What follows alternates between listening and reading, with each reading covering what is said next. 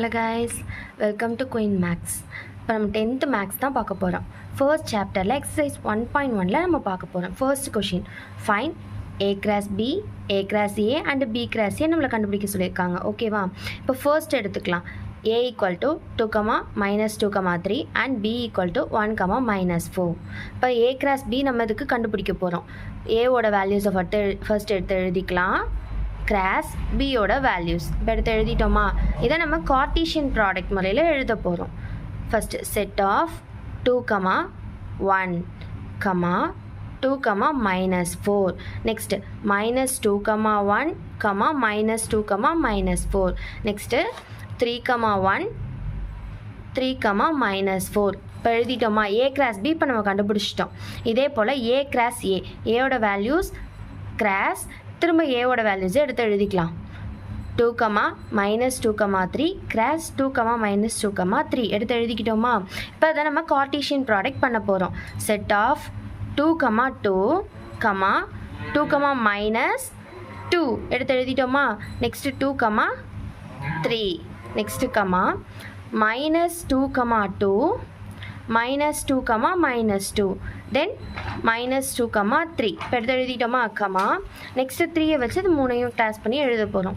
3, 2 3, -2 next 3, 3 இப்போ எடுத்து எழுதிட்டோமா? Next என்ன கண்டுபிடிக்கணும்?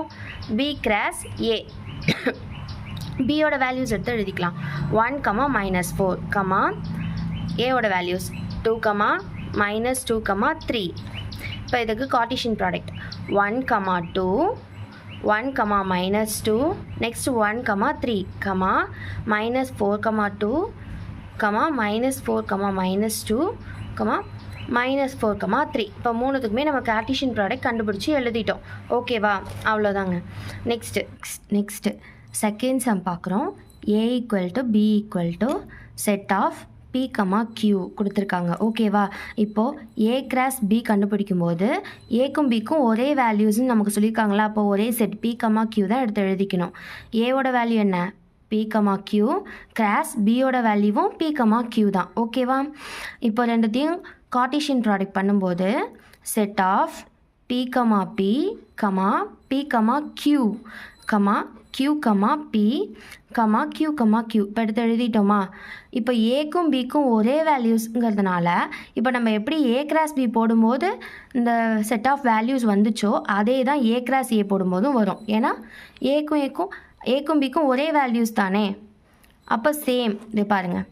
p, p, q, p, q same B cross A போடும்போதும் நமக்கு சேம் வேல்யூஸ் தான் வரும். p, q,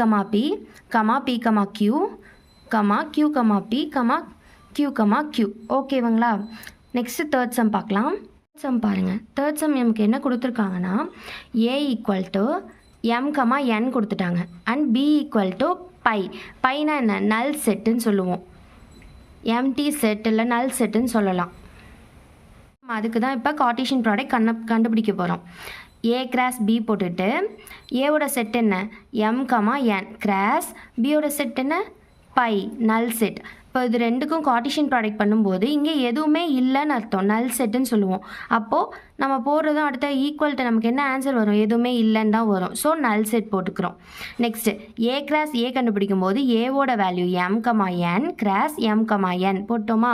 இப்போ இதுக்கு நம்ம கார்ட்டீசியன் ப்ராடக்ட் கண்டுபிடிக்கும் போது m,